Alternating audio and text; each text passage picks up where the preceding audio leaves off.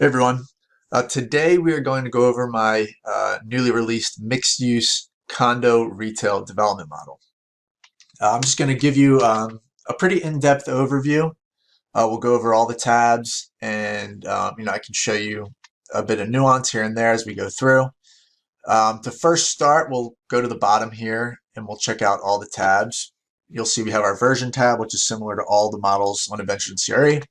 We have this newly added control room, which allows you to turn the retail component on and off, and we'll talk about this more. This is hopefully going to build over time, which is why I created a separate tab for it.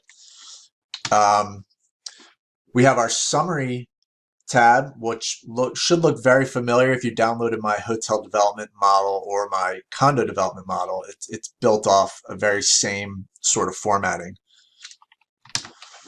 And then the next tab here, we have our annual cash flow. We have our condo inputs, which will look very similar to the condo development model. Here's the newly created retail inputs tab. Our budget tab, which again is similar to the condo model. Cash flow tab, custom cash flow, and then our waterfall tab. So let's start here with the control room. So you'll notice here we have a retail tab on and off. You simply click the buttons either on or off, and you'll notice that the retail inputs tab here will disappear or appear. So if we click off, it disappears and all the formulas that connect to that zero out. And if you click on, it comes back. So that's pretty simple. And we'll add other features here in the future. This is the base version, so I wanted to get a precedent started. I wanted to get this tab started so we can build on it. Here we have our summary tab, which let's call this, we'll just add the word retail there. So Wilson Condos and Retail. So here you put in your general info, address, city zip, project name.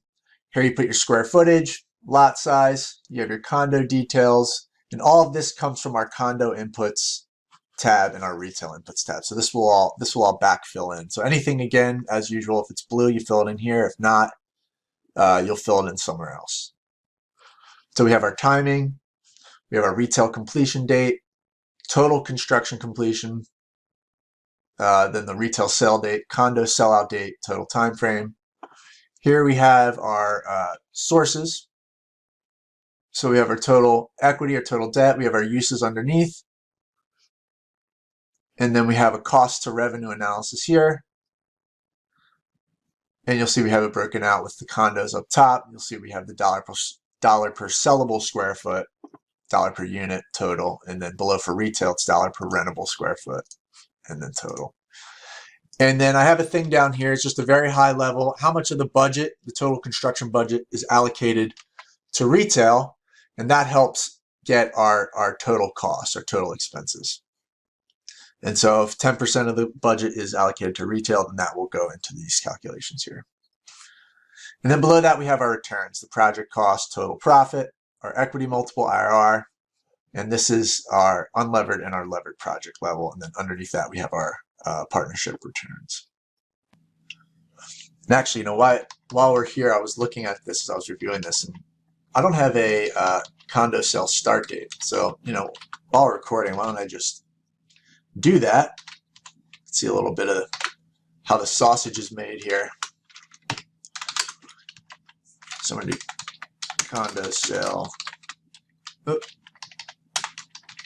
start date, and then let's go to our condo inputs, and then we will format that. Oops. All right, so now we have our condo sale start date here. Okay. All right, so let's move on to the next tab. And here's just our annual cash flow. And this is all rolled up from the monthly cash flow tab. And here I just have our monthly cash flow as CF, just cash flow. And you'll notice, you can study this formula if you want, that the formula is pretty much the same as I scroll up and down. So if you're interested in how this model was built and some tips with the formula, you can check that out.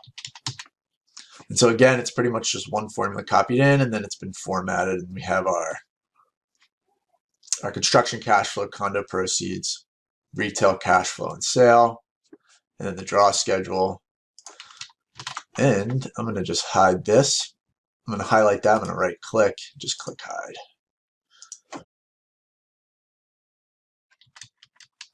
And here we have our net cash flow up at the bottom with some return metrics. We have our IRR, equity multiple, net profit all in one cell down here. All right, here we have our condo inputs. Now this is the same as the condo development model. There's a couple new adds. I'm trying to remember what they are. This retail rentable square foot is added. I added parking here as well. Everything else, I believe, is virtually the same.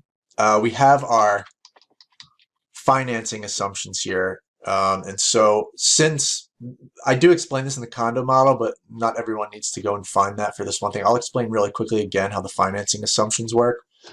So if you want this, the way this works is basically we're avoiding circular references in this model. And so the way to dial this in is if we want, for example, a 60% loan to value, we'll come up here to this loan to cost control, and it explains it here, but I'll talk about it again really quickly.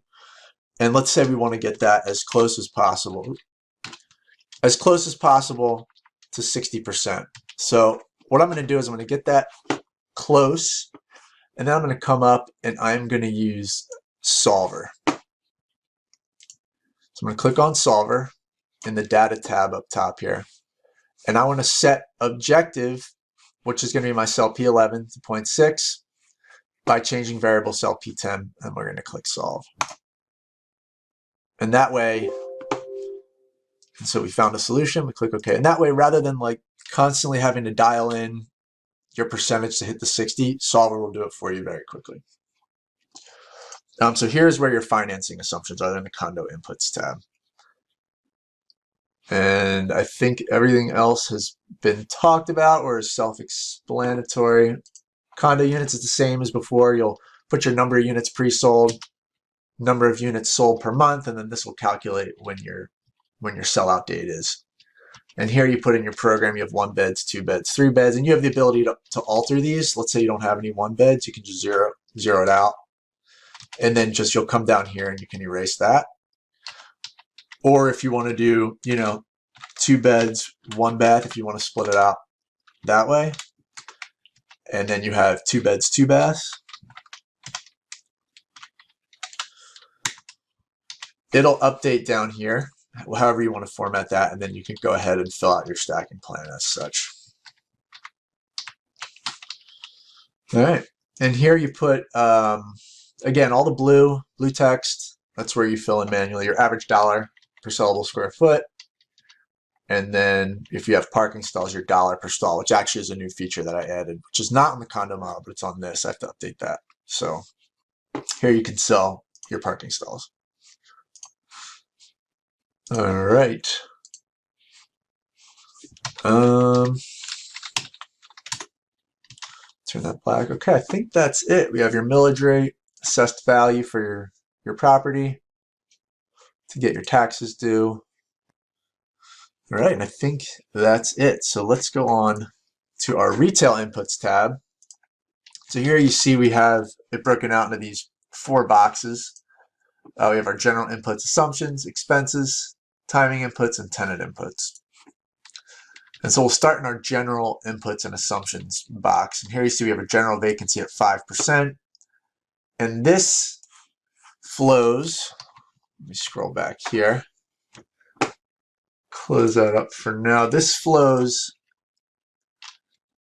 down here under our total potential gross income. So our general vacancy rate gets applied to that number to come to our effective gross income. So we have our stabilized occupancy, and this basically just gives us the information here, which is our stabilization date. So that kind of lets us know, okay, what's the date we stabilize?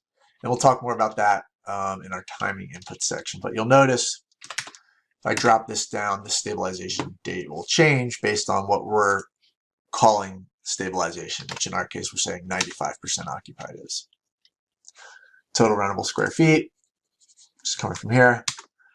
We have our exit cap rate, sale expense, exit price, dollar per square foot based on our exit price. Then we have our net sale price, which is less our expenses. Then we have our dollar per square foot based on our net sale price. All right, so down here we have our expenses. We have them broken out into operating expenses and capital expenses. So here it's pretty straightforward. You have your line items. What's your year one amount? What percentage of that is fixed? And whatever you type in here, the remainder will become the percent variable. And as we've talked about in other posts and videos, your fixed are just the expenses that are due no matter what. These expenses aren't impacted by occupancy. And the variable expenses are impacted based on how occupied your building, or in this sense, the section of the building is occupied. And then we have our compound annual growth rate here. So every year we're growing by 2%. So below that we have our capital expenditures. So tenant improvements and leasing commissions are actually over here. And we'll talk about them when we get to this section. You'll see we have them for both a first generation and second generation tenant. And then we have our CapEx reserve, which is our dollar amount in year one. And then we have a growth rate. Okay, so our next section is the timing inputs, and this is construction completion. This kind of shows us when everything's complete, so we have a frame of reference.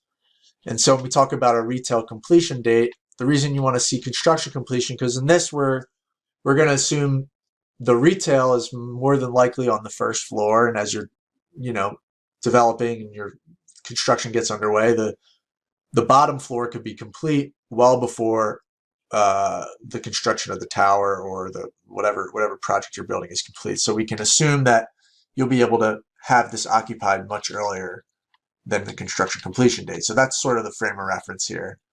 And so here you can type in your retail completion date, and that's when OpEx kicks in. And then we have a stabilization date, and that's just to inform you, okay, when is this project stabilized? So we know we're reaching our full income potential, and there may be some considerations and decisions to be made based on that date.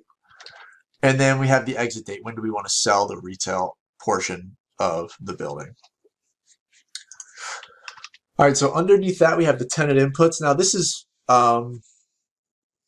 there's some cool things about this. It's very simple and straightforward and easy to understand. There are some limitations to this, and this may get more elaborate and more developed out as time goes. I did want to get this out there, and in a lot of these projects, the retail component's really a small percentage, and so I feel like this does what it needs to do for right now. And so I'll talk to you about what this can do and what the limitations are as we go through. So you have your tenant inputs up top here, what the name is of the, or what's going to be occupying the space, the square footage, which floor it's on. You have your rent commencement, so your rent start date, and then you have your base rent. And what I'm telling you here is at least start. So whatever market rent is today that you think you can get, grow that by whatever inflation you think it might have from today until the place is occupied, and type that in here. Then after that, you have your rent increase per year, and there's a free rent period. And then your tenant improvements and your leasing commissions, again, same thing. Assume that this is at least start, what you think that dollar amount's going to be, and then your term. And then you have your lease expiration, and then you have your rate upon expiration. What's their last month, or what's their last amount of rent? What's their last year's rent that they're paying? And this actually is more for a frame of reference for your second generation tenant. So you can see if they're going to be exiting here, where do you think the base rent for the next tenant's going to be? Now, there's a lack of sort of in-depth, market assumptions that you can put in here, and blending a contractual and a market rent that you think you're going to get in the future. I don't think this needs us at this point. So you just have your rent upon expiration. We have reimbursements of OpEx, which you can include, and then the pro rata share of operating expenses, and then what happens upon expiration. So do they vacate or do they renew? And so it's either or, and there's no really 75% renewal probability at this point. And the reason that I don't have all that in here now, and maybe if it's worth it, I can add it, is that it's really, this is only, excuse me, a 5-year hold. And so the idea is maybe construction takes about 3 years. You're probably not even going to see a second tenant in a 5-year hold. You might, which is why I put that in here. But the reality is, most cases, this will suffice where you get a tenant in there, and more than likely you'll sell it. And so even in this example, we have 10 years. The term's 10 years. This model currently, let me open this back up. There's no expiration of our tenants here. You'll see we have each of our tenants here. There's no expiration because a 10-year hold, this only goes out to 5 years. Now, if I was to make this tenant 1 year, for example, we'll have 6 months. There'll be 6 months downtime, and then our new second generation tenant will kick in. And you can see that here. So we'll have 6 months down. That is 7 months of downtime. So I need to fix that formula. So that was good to show that. So, and then you'll have your second tenant. Now, if your second tenant, there's no term, right? So that's just one of the limitations where you can't have 3 or 4 tenants in the same space over the whole, which I don't really think is necessary. So I didn't go through the whole process of adding that in. So let me stop the video. I'm going to fix that one formula error, and then I'll come right back. All right, so that is now fixed. One of the things I wanted to show you also was what happens upon renewal. So you have renewal. Some of these get grayed out, and then there's still the ability to put free rent if there's any free rent in the negotiation for the renewal, and then if there are any additional TIs and leasing commissions. All right, so that is the retail tab. Now we'll move on to the budget. And the budget is the same as it was for the condo model. So you basically fill in your sections out here in the blue fields, and it will auto-populate this left-hand side. So I'm just going to throw some text in there. And you'll notice that it just shows up here. And if we have soft costs, I'll do that again. And just watch what happens to the soft costs here. If I hit enter, it'll show up here. And so that sort of automatically updates. You can add to the budget as such. And that is the budget tab. And then the monthly cash flow tab, again, it's the same as the condo development model. And I can quickly show you. We'll start at the construction cash flow at the top. So as you fill out your budget tab, all of these line items get populated underneath here. And you can see these little boxes with the plus signs in them. I'm going to open acquisitions and land purchase. And you'll see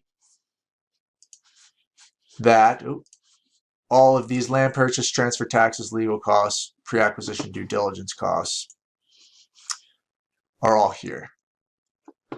And what I want to show you, let me go to another one. Let me open up the soft costs. You'll see here you have the ability, so the budget will come in here. You have the ability to do your start month, your end month, and then how it grows. Is it a steady growth formula, meaning does the budget continue to grow slowly over time? You can use a bell curve, which our bell curve is flat because we have a straight line, which means it's the same exact price each month. So that's the way to keep the budget steady, is if you go to bell curve and then steady growth. I'm sorry, you go to bell curve and then straight line. And let me just show you what would happen. You can come here to the bell curve growth method and you can do flat. And let me zoom in here so you can see it better. You can do straight line, steep, steep, moderately flat, flat. So if I do, let's do steep just to kind of show you how this works. So if it's steep, you'll see it get from really small, and the reason it's 0 is because it's probably cents or less than $1, and then it just goes back and forth. So it creates a really steep bell curve. And then we can do moderate. And you'll see the bell curve level out. It'll go from 5,000 to the peak of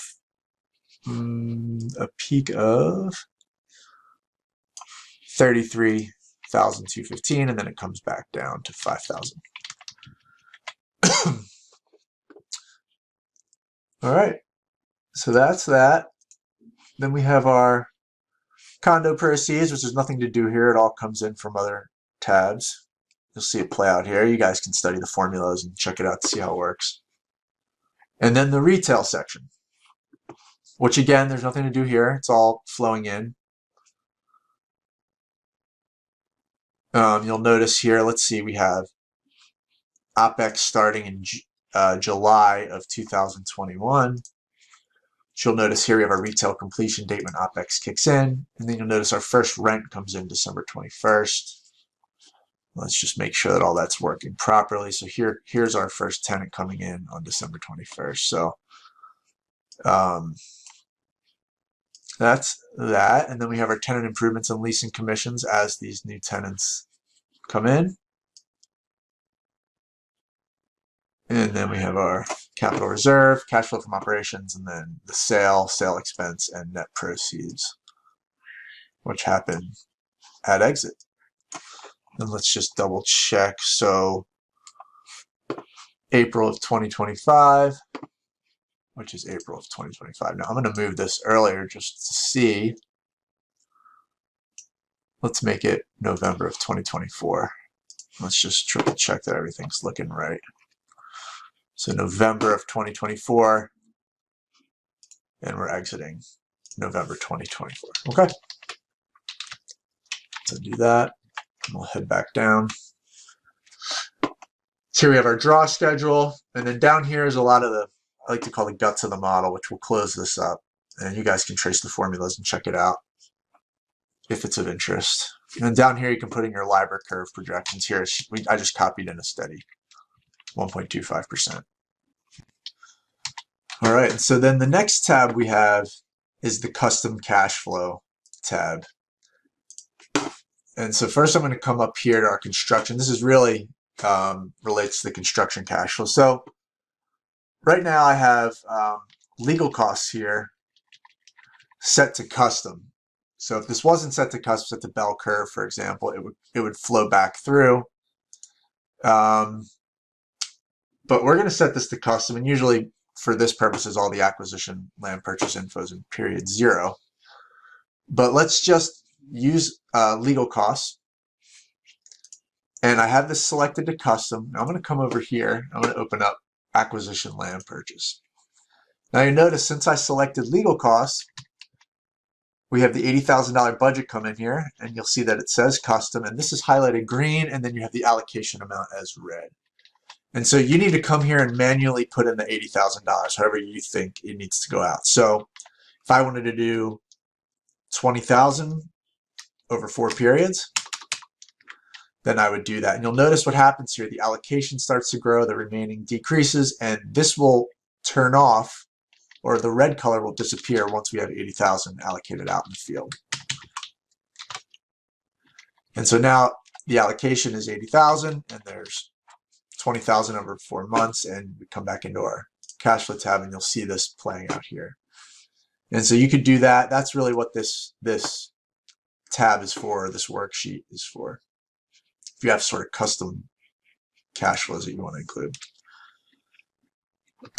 All right, so the last piece is we have our waterfall model. And this is identical to the one that we do for the hotel development model and also for the condo development model. And I'm not going to review that. There's a link here in the tab. You can watch the video on how this works. All right, and that, I believe, is everything. Yeah, so I hope this was helpful, and I hope this model's helpful. And again, this is version 1.0, and I look forward to getting feedback and seeing if there's things we can add here, and I'll just wait to hear from you guys. So thanks for watching.